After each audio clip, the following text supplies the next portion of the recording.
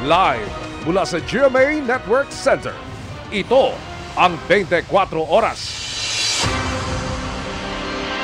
Magandang gabi po, Luzon, Visayas at Mindanao.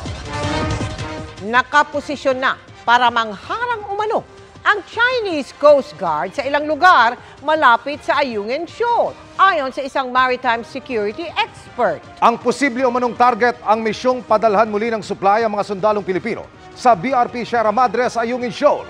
Nakahanda naman dyan ang ating mga sundalo bagamat tiniyak na magtitimpi at hindi po gaganti sa anumang gawin ng China. At yan ang tinutukan live ni Joseph Moro. Joseph? Mel, Vicky, Emil, handa raw ang ating puwersa kung sakali man na mambomba ulit ng tubig ang China tulad ng nangyari noong August 5. Malapit sa Ayungin Shoal o Second Tomas Shoal kung saan binomba ng tubig ang mga resupply boats ng Pilipinas nitong August 5. Makikita nakaposisyon na umano ang Chinese Coast Guard sa Mischief Reef o Panganiban Reef nitong bandang alas 9 ng umaga ngayong araw. Ayon yan sa post ng maritime security expert na si Ray Powell. Kaya posible raw ipangharang na naman ang mga nakapwestong Chinese Coast Guard sa bagong resupply mission ng Pilipinas sa BRP Sierra Madre. May parehong report na raw na natanggap ang AFP kaya handa raw ang mga sundalong magdadala ng supply sakaling harangin muli sila habang palapit sa Ayungin. They will block our resupply ships with several ships, not just Coast Guard, kasama dito yung mga fishing vessels nila, yung maritime militia nila, to divert us from reaching the Ayungin Shoal. Pero tumanggi na magbigay ng detalye ang AFP sa resupply mission para sa kaligtasan ng mga lalahok na sundalo. Ang tiniyak lamang ng AFP, anumang gawin ng China, hindi gaganti at hindi gagamit ng dahas ang mga sundalo natin. Timpi muna, yung mga ships natin are also equipped with water cannons, pero hindi natin ginagamit yun na panlaban. Instead, yung mga water cannons natin, we use that for saving lives. For, let's say, kung may apoy, yung isang barko, we use our water cannons. Naano na rin nanawagan ng Pilipinas sa China na huwag mambomba ng tubig.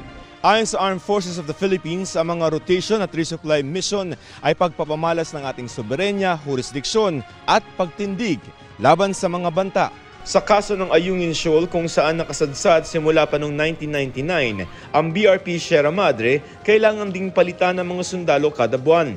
Nakapag-partial na palitan naman daw ng mga tao doon noong nangyari ang pambobomba ng tubig ng China noong August 5. Pero kailangan pa ring magpadala ng mga supply lalo't hindi raw aalisin ng BRP Sierra Madre. Bagkus ay i-repair pa nga para di tuluyang masira. It's still within our exclusive economic zone. If we don't control that feature, definitely, I am very sure that China will occupy that. Ayon sa AFP, siyam na mga islands, shoals at reefs na okupado ng Pilipinas sa Kalayaan Island Group ang kasama sa mga RORE mission ng AFP. Vicky, dagdag pa ng AFP ay tungkulin nila na mapangalagaan siyempre yung karapatan or ano ba tawag ito? Kapakanan ng mga sundalo na nandun sa mga okupadong lugar natin at sinusuportahan pa rin ng Pilipinas, syempre, yung mapayapang pagresolba sa mga gusot. Vicky? Maraming salamat sa iyo, Joseph Moro. Tuloy ang pasukan sa susunod na linggo kahit sa ilang paaralang binaha sa Bulacan at nasira ang gamit. Ang isang eskwelahan nga sa Kalumpit, didiskarte na lang daw muna para mapagkasya ang mga estudyante. Nakatutok si June Veneracion. Ang bahang nagpalubog sa Francis Elementary School sa Kalumpit, Bulacan itong Hulyo. Humupa na pero bakas pa rin sa ilang bahagi ng paaralan. Napakagrabe nung nagdaang pagbaha. Hindi namin inasahan na ganun kalaki yung nagiging tubig. Maraming gamit gaya ng mga lumang libro at cabinet ang inabot ng mataas sa tubig. Katunayan, 80% daw ng mga modules ang hindi na mapapakinabangan. Pero meron na raw mga napalitan at may mga paparating pa mula sa DepEd. Hindi na rin mapapakinabangan ang mga nabasang simento na para sana sa itinatayong school building na ilang linggo nang naantala. Kulang pa ng classroom ang paaralan na nasa 500 ang school population. Ang naging plan namin, yung mga ancillary services tulad ng mga laboratories, ICT laboratory, yun muna yung kinonvert namin as classrooms. Dahil sa problema ng pagbaha dito sa Kalumpit, Bulacan, hindi na nagagamit itong 3 classroom ng Francis Elementary School na kanila pa namang ipinagmamalaki dahil ito yung mga madalas na nanalo sa mga contest. Ngayon, nagsisilbi na lang ang mga ito bilang bodega ng mga sirang gamit at kung ano-ano pa. Talagang nakaka-depress ang nangyayari. Pero nagpapasalamat din po kami dahil wala naman pong nangyayaring may mga nalulunod. Sa kabila ng problemang iniwan ng baha, wala raw itong epekto sa nakatakdang pagbubukas ng klase sa susunod na linggo. May konting adjustment lang na gagawin tuwing may flag raising ceremony dahil may tubig pa sa school grounds. Sabi ni Department of Education spokesperson, Attorney Michael Powa, sapat ang kanilang supply ng libro para palitan ang mga nasira ng baha. Meron na raw emergency procurement ng mga modules na inaasahang madideliver sa August 25. Kung may mga eskwelahan pa ring baha sa susunod na linggo, pwedeng mag-blended learning muna ang mga estudyante.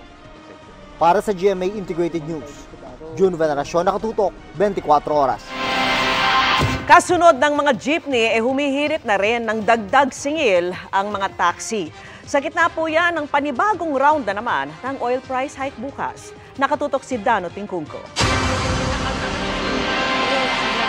Sa mahigit 3 dekadang pagmamaneho ng taxi ni George Marimat, ngayon lang niya ulit naranasan ang hirap sa pamamasada dahil sa sunod-sunod na pagmahal ng presyo ng gasolina. Napupunta lang po sa gasolina yung kunting yung kita ko. Yung kinita ko mula kaninang alas 7 ng umaga hanggang ngayon, 560. Nilagay ko yung gasolina ng 500, 60 pesos na lang. Ito rin ang idinadaing ng mga kasamahan niyang tsuper. Bukas may nakaamba na namang taas presyo sa langis. Piso 10 sentimo kada litro sa gasolina, 20 sentimo sa diesel at 70 sentimo naman sa kerosene. Sa pagsusuri ng GMA News Research, sa ika-6 na sunod na linggo ng price hike sa gasolina, 8.85 pesos per liter na ang itinaas. At nasa 60.55 hanggang 81.05 pesos ang prevailing price sa Metro Manila.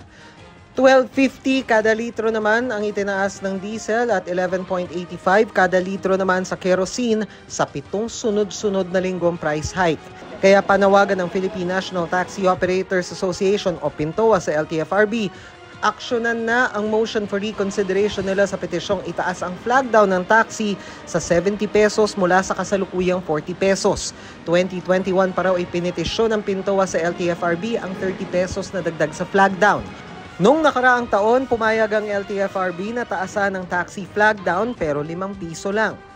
Pero sabi ng PINTOA, hindi ito pinatupad ng mga operator dahil 30 pesos ang hiningi nilang dagdag sa flag down. The last time that the taxis had a responsive fare increase was way back 2017, 6 years ago, when prices of fuel went up to 38 pesos. Kailangan namin is a more responsive and realistic fare increase, which is what was contained in our petition. Pero hati sa petisyon mismong mga taxi driver pati mga pasahero, lalo na raw mahal ang ibang bilihin ngayon.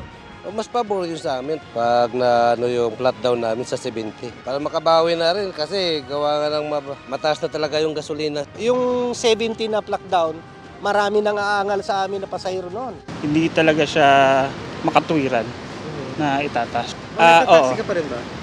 Yes. I work in BGC. Hindi makatwiran kasi mga sweldo naman natin, hindi naman tumataas. Para po sa akin dagdagan kasi ako minimum wage lang din. Kasi tumaas na lahat yung bilihin natin, kailangan taasan din sila. Lahat naman tayo may binubuhay. Kinukunan pa namin ng pahayag ang LTFRB hinggil sa panawagang ito. Sa isa namang pahayag, sinabi ni Senator Grace Poe na sa halip na taas pasahe, ipamahagi na ang 3 billion pesos fuel subsidy. Dati nang sinabi ng DOTR na target nila ito ipamigay sa katapusan ng Agosto. Para sa GMA Integrated News, Dano Tingkungko, nakatutok, 24 oras. Pinagwawasak ang bahagi ng mga kubol sa Bilibid para mas madaling ma-monitor. Ilan lang yan sa mga hakbang ng Bucor kasunod ng pagtakas ng inmate na si Michael Catrajoa na patagong sumakay umano sa ilalim ng truck. Nakatutok si Marisol Abduraman. Ginigiba na ang mga kubol sa maximum security compound sa New Bilibid Prison matapos iutos si Justice Secretary Crispin Remulla. Hindi namang tuluyang sinira ang mga kubol kundi giniba lamang ang mga dingding o anumang nakakaharang sa kanila. Gusto kasi ng Bucor na maging visible sa kanila ang mga PDL kahit nasa loob sila ng mga kubol. Para sa ganun, kitang-kita mo yung nangyayari sa loob. Dapat transparent, no? Parang sa PMA. Parating nakahilera lahat yung gamit, spick and span, di ba? Oo, nakikita, ni-inspect parati. Kontrobersyal ang pagkakaroon ng mga kubol sa Bilibid dahil nakakagawa ang mga PDL ng mga hindi nararapat. Plano ngayon ng Bucor na maglagay ng mga CCTV camera sa loob mismo ng mga dormitoryo. Para kung may nakita kami o kahinahinala na nangyayari doon, pwedeng ipopokus. Target ang Bucor na maumpisahan ang proseso na merong 100 million pesos na budget hanggang matapos ang taon. Iniimbestigahan na rin ang pagkakatakas ng PDL na si Michael Cataroha. Ipinakita kung paano niya ito umano nagawa sa pamamagitan ng patagong pagsakay sa isang truck ng basura. Pero hindi kumbinsido dito si Katapang. Ang hirap pang paniwalaan. Maraming butas yung kwento. Oo, una muna sabi niya nakipagmingle lang raw siya sa mga bisita, no? Parang walk in the park, nakatakas siya, nakakuha siya ng visitors pass, ID, ganun. Napalitan niya yung baro niya, natatakan niya yung kamay niya ng parang merong visitors ID o markings. So, and then pagkatapos naman, sabi niya nakatakas siya sa garbage truck. Baka niloloko lang tayo o binabago na yung version o may pinagtatakpan si Cataroha. Dalawang bagay ang tinitingnan ni Katapang, kung nagkaroon ng sabwatan at kung merong kapabayaan. Ayon kay dating Bucor Chief at ngayon Senador Bato de la Rosa, dapat daw magkaroon ng malalimang investigasyon para malaman kung hanggang saan aabot ang command responsibility. Sinabi naman ni Katapang, may mga level of hierarchy daw bago makarating sa kanya ang report. Mula sa gatekeeper, shift commander, Commander of the Guards, Camp Commander at NBP Superintendent bago makarating sa Deputy Director General for Operations na siya namang nag-report sa kanya. Samantala, simula Setyembre, magiging cashless zone na raw ang Bucor. Bibigyan ng mga PDL ng mga booklet na maihahalin tulad umano sa mga passbook sa bangko. Papayagan ng PDL na makatanggap ng 2,000 pesos kada linggo at sa halip na cash, mag-i-issue ang Bucor ng mga cash coupon gaya nito. Maraming malilimit dyan, yung corruption, no? Yung kasi kadalasan daw dyan, ang ugali, pag naabutan ng mga PDL, may pera, kinukumpiska ng mga correctional officer. Tapos di naman dinideclare. Para sa GMA Integrated News, Marisol Abduraman, nakatuto 24 oras. Kasabay ng pakikiisa niya raw sa paggunita ng mga Pilipino sa Ninoy Aquino Day ngayong araw, hiniling ng Pangulo ang pagsasentabi sa anyay mga balakid na pampolitika para matulungan ang taong bayan. Sa isang pagtitipon naman, nagpasalamat ang pamilya Aquino sa mga lumahok sa pag-aalala kahit hindi raw uso ang makasama sila. Nakatutok si Ivan Mayrina. 40 taon na nakararaan nang paslangin si Ninoy Aquino sa tarmac ng Manila International Airport. Noong araw na siya nagbalik sa Pilipinas mula sa exile sa Amerika. Ang pagpatay kay Ninoy ang isa sa sinasabing mitya ng pagpapatalsik noon sa rehimen ni dating Pangulong Ferdinand Marcos Sr. Ang araw na ito, ginunita rin ng anak ni Marcos Sr. na si Pangulong Bongbong Marcos. Sa isang mensahe, kinilala ni Marcos ang pag-iehemplo ni Ninoy sa mga Pilipino dahil sa paninindigan sa kanyang mga paniniwala at paglaban para sa pinaniniwalaan niyang tama at sa paghahangad ng nagkakaisa at masaganang Pilipinas. Nanawagan si Marcos na ating lampasan ang pagkakahati-hati dahil sa politika na anya'y balakid sa pag-usad ng kapakanan ng mga Pilipino. Nagsama-sama rin ang pamilya ni Ninoy at kanilang mga taga-suporta sa Santo Domingo Church sa Quezon City. Ang anak ni Ninoy na si Bonsoy Aquino Cruz, naging emosyonal nang ipaabot ang pasasalamat ng pamilya. My heart is full, as well of the hearts of Pinky, Kiel, and Chris. Our spouses and our children. Thank you to our bishops and priests who can celebrate the Mass.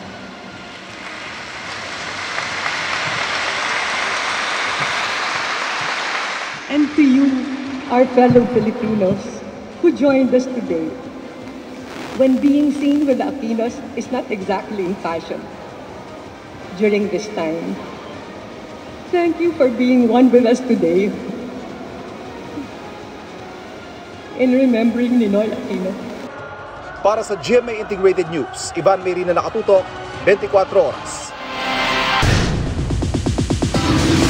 Hindi pa man ipinapalabas sa TV, samot-saring papuri na ang ibinibigay ng fans kay pambansang Ginoo David Licauco. Bukod kasi sa pagpapakilig, impressive rin ang intense action scenes ni David na siya mismo ang gumagawa. Makichika kay Nelson Canlas.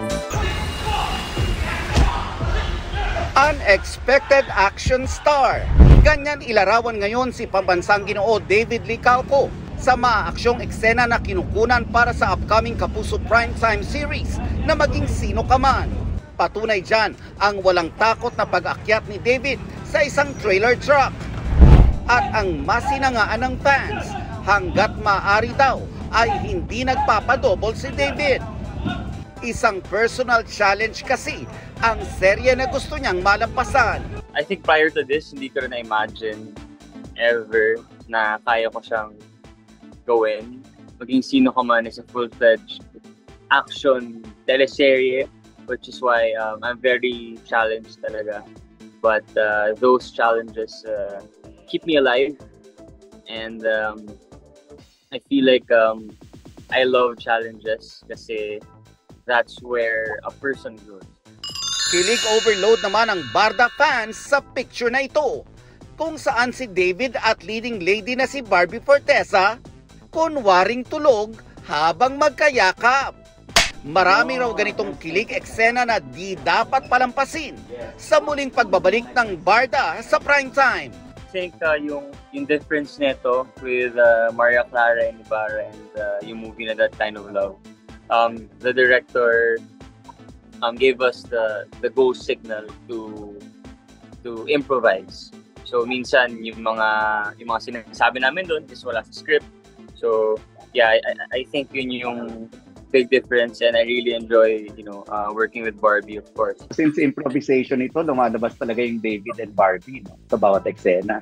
Yeah, to a degree, but syempre kailangan ko pa rin incorporate yung Carding, and syempre si Barbie, siya has to incorporate yung Monique. Nelson Canlas, updated sa Showbiz Happenings.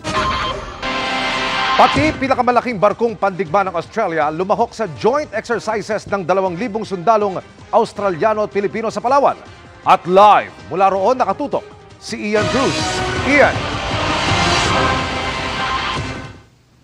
Yes, Emil, narito nga sa bansa ang pinakamalaking warship ng Australia pati na ang kanilang surveillance plane para sa pagsasanay kasama ang mga sundalong Pilipino, pero hindi raw ito paghahanda laban sa isang partikular na bansa.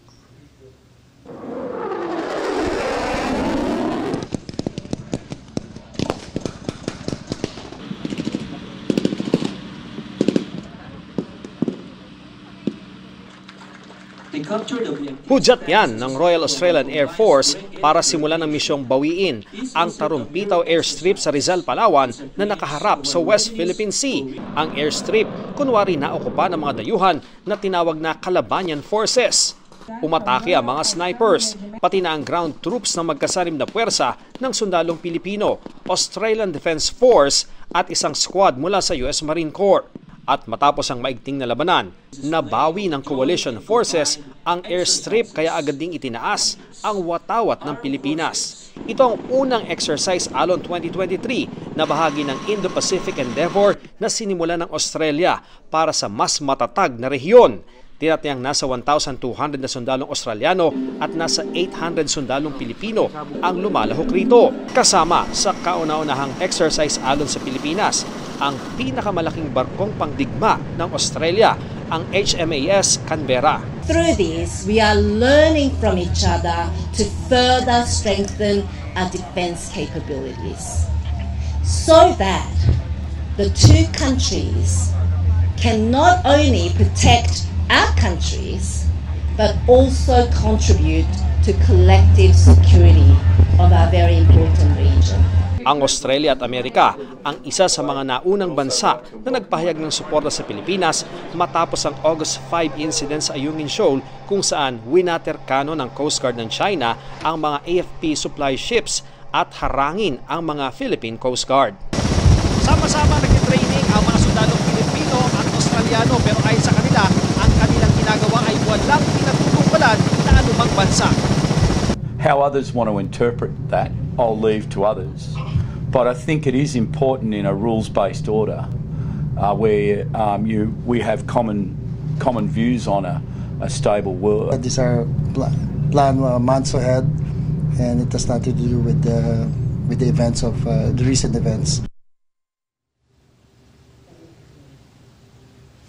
Emil, mula rito sa Palawan, may mga iba pang nakalatag na aktibidad ang mga Australian, partikular na yung magaganap sa Zambales sa mga susunod na araw. Yan ang latest mula rito sa Puerto Princesa City sa Palawan. Balik sa iyo, Emil. Maraming salamat, Ian Cruz.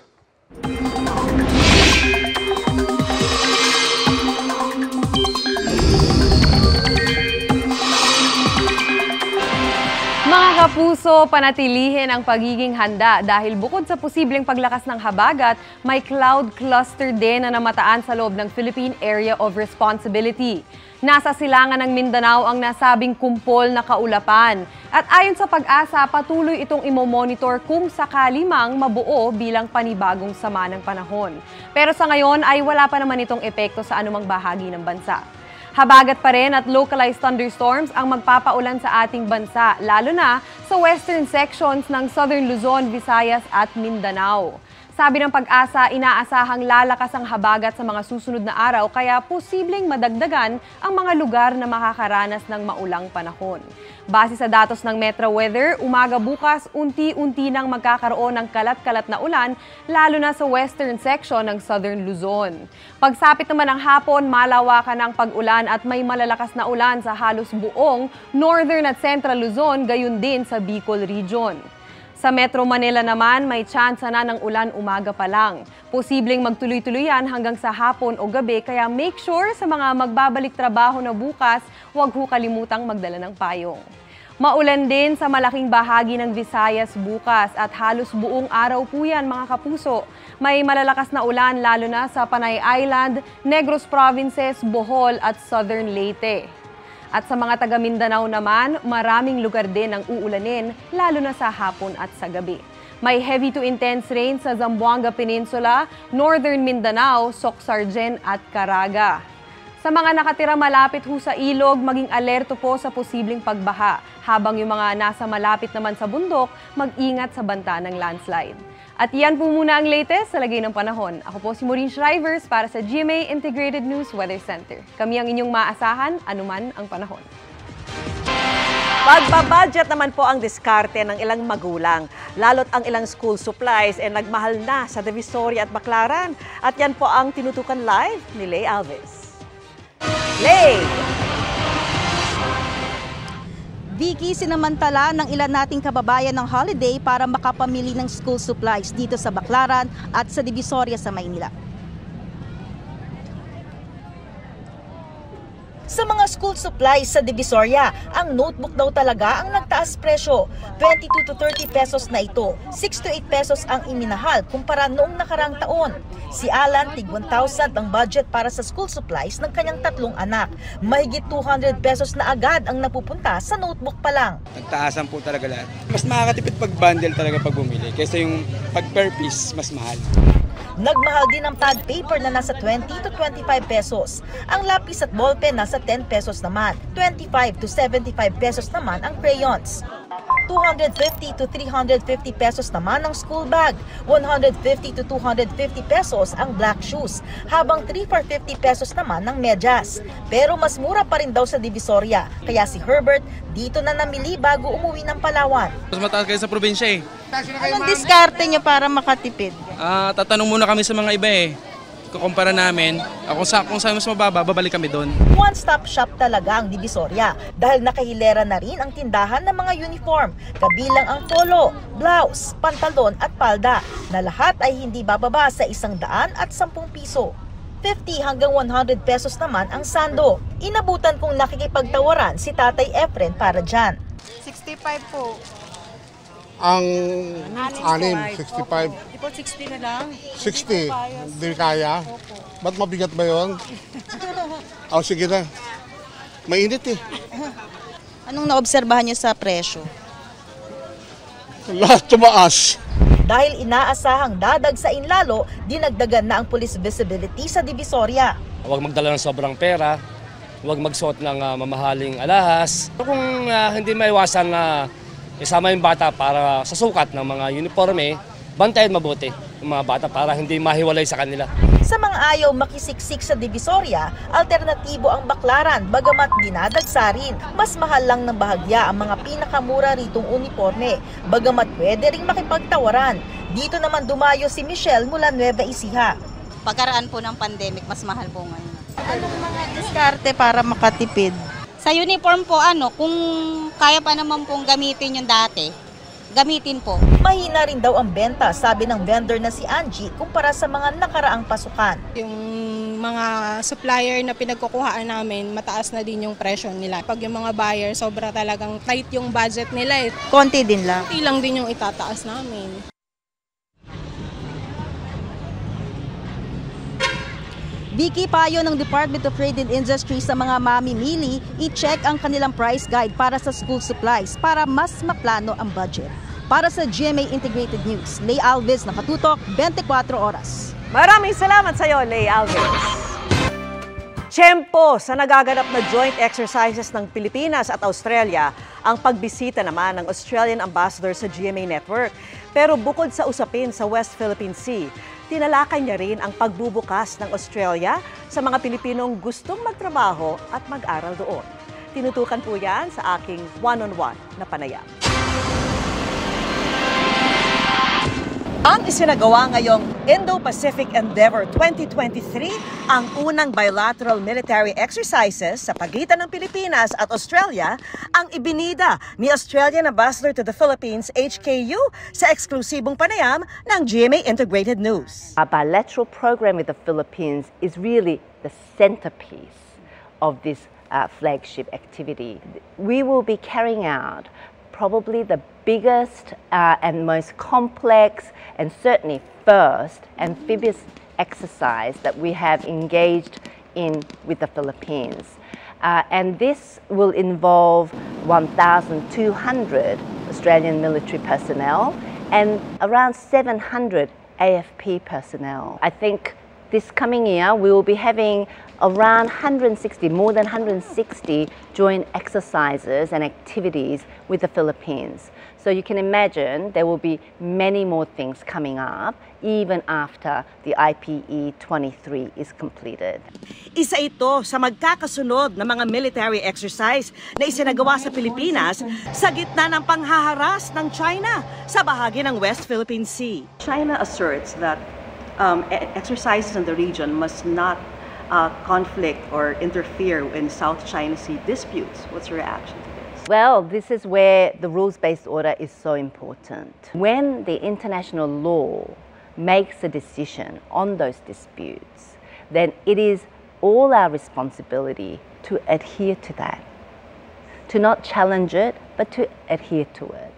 So to the extent that the arbitral award made very, very clear what part of the West Philippine Sea really, I think the rule was that the whole West Philippine Sea is within the EEZ of the Philippines, then it is actually upon all of us to respect the decisions that are made under international law. But China does not even recognize this, the arbitral ruling.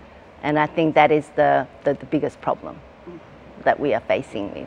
When China Coast Guard unleashed their water cannons against Philippine vessels at the Iwon Shoal, you call this dangerous and destabilizing. Australia's position on this has been constant, and we have always mentioned that this is a very important international waterway, not just for the Philippines, but for the world. And in an environment like this, we believe that UNCLOS provides the rules and guidelines about how countries should be actually operating in this very important part of the world. And what we saw with the water cannon was really against all of the rules-based order that we want to live in. So if the Philippines decides to elevate this continued harassment of China to the UN General Assembly, can the Philippines count on Australia's support? Australia always supports international law and rules-based order. So anything that is done to promote that, of course Australia will be supportive of that. Natalakay rin sa aking panayam ang binabalangkas pa ring Code of Conduct sa South China Sea. Ito yung kasunduan na magtatakda ng alituntunin sa magiging pagkilos at reaksyon ng Pilipinas, China at ibang bansa na may inaangking teritoryo sa South China Sea. Bagamat hindi kabahagi ang Australia sa negosasyon para sa binubuong Code of Conduct sa West Philippine Sea, may interes din daw sila sa kahinat na nito. What Australia wants to see through the Code of Conduct negotiation is to ensure that whatever is agreed does not disadvantage those that were not part of that conversation, that it actually still is in line with international law and rules-based order. May hiwalay na kasunduan ang Australia sa Amerika at United Kingdom na tinatawag na AUKUS na titiyak daw sa isang malaya at bukas na Indo-Pacific region. The main objective of AUKUS is for those three countries, in particular, well, the US and UK, helping Australia acquire nuclear-powered submarines, but with conventional weapons, and that's a very important point to make. How will this impact the Philippines, AUKUS? We believe that what we are doing here through AUKUS, which is for Australia to acquire nuclear-powered submarines, will help the Philippines in terms of keeping the region safe. We believe Australia being armed with nuclear submarine will ensure that we actually help with that deterrence effect for the whole region. There's also talks of a joint patrol with Australia and other allies as well. Could that possibly happen this year? When my Deputy Prime Minister and Minister for Defence was here in the Philippines in February, he had a very good conversation with the then Secretary Galvez about the possibility of doing joint patrols. And I think it's fair to say the conversation between our departments, defence departments, are progressing very well. Bukod sa sitwasyon sa West Philippine Sea, tinanong ko rin si Yu sa mga planong investments ng Australia sa Pilipinas at mga posibleng oportunidad para sa mga Pilipinong nais magpunta sa Australia. I think the trade and investment, it was a little bit underdone. So we've really put a lot of effort in ensuring we really maximize the cooperation in this very important area. This is not just about Australia wanting to sell our things to the Philippines or wanting just the Philippines' investment into Australia. For Australia, it is just as important that we get more Philippine products going into Australia and we get more Australian businesses investing in the Philippines. How welcoming is Australia for Filipinos, let's say, who want to study or work there? Very welcoming. You just have to look at me to see how multicultural Australia is, and that's something that I'm really, really proud of, being an Australian. And we have excellent skills worker migration programs which welcome people with the right skills that our country needs to come and become part of the vibrant multicultural society that is Australia. Para sa GMA Integrated News, Vicky Morales, nakatutok 24 oras.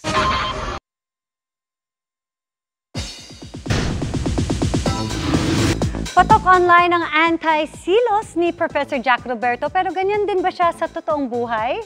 Hindi siya nakawala sa mala recitation na pag-usisa sa Fast Talk with Boy Abunda. Makichika kay Aubrey Carampel. Nagsiselos ka ba? Sa kanyang pagharap sa King of Talk, ito ang mabigat na tanong kay Anti-Selos Class founder Prof. Jack Roberto sa Fast Talk with Boy Abunda. Nagsiselos ka ba? Hindi ka ba nagsiselos? Nasaan ka? Hindi po nagsiselos, Tito. Talaga? Mulat-mula ito? Mulat-mula. Hindi ka talaga seloso? Hindi po eh. Okay, babaligtarin ko. Si Barbie, selosa? Hindi. Siya po, hindi din. Unbothered boyfriend ang bansag ng netizens kay Jack, lalo na't very supportive siya kay Barbie Forteza, ang other half ng Team Barda with David Licauco. Dahil pareho raw silang artista ni Barbie, naiintindihan nila na hiwalay ang kanilang professional at personal life, na sana maintindihan din daw ng ibang tao. Mahalaga, Tito, yung trust. Kasi alam naman namin sa isa't isa na trabaho lang yun. And as long as nagtitiwala kami sa isa't isa na trabaho lang siya, wala naman pong parang nagiging problema. Natanong din si Jack kung napag-uusapan na nila ang kasal. May mga times na, Tito. Pero syempre, parang mga biruan pa lang namin. Kasi may kanya-kanya pa po may priorities. Napakahusay din ni Barbie. Grabe, sobrang wild po talaga nung imagination niya. Naaabutin niya pa yung kay Tita Gloria Romero na karir. May special anti-selos class din sa Fast Talk kanina si Prof. Jack. Prof. Jack, si Rabia kasi hindi na siya natatawa sa mga jokes ko. Pero dun sa kaibigan niyang lalaki, tawang-tawa siya. Alam mo, Jerry, baka naman yung katrabaho niya, comedian lang.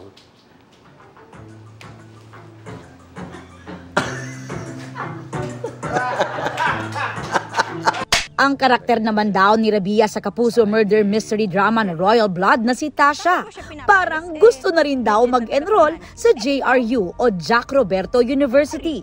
In her selos era na raw si Tasha dahil si Diana raw na karakter ni Megan Young, laging ipinagtatanggol ni Napoy, ang karakter ni Dingdong Dantes. Isa pang hot topic sa show, sino ba talaga ang killer ni Don Gustavo Royales? Ang pinagdududahan ng netizens base sa poll online, si Tasha. Aubrey Carampel, updated sa showbiz happenings. And that's my chika this Monday night. Ako po si Iya Arellano na nagpipigil na sumayaw. Miss Mel, Lunes pa lang. Lunes Emil. pa lang. Salamat sa iyo, Iya. At yan ang mga balita ngayong Lunes. Ako po si Mel Tiangco. Ako po si Vicky Morales para sa mas malaking misyon. Para sa mas malawak na paglilingkod sa bayan, ako po si Emil Sumangil. Mula sa GMA Integrated News, ang News Authority ng Pilipino. Nakatuto kami 24 oras. Mga kapuso, samahan nyo kaming tumutok 24 oras. Bisitahin at mag-subscribe sa GMA Integrated News sa YouTube. Sa mga kapuso abroad, bisitahin ang GMA Pinoy TV at www.gmanews.tv.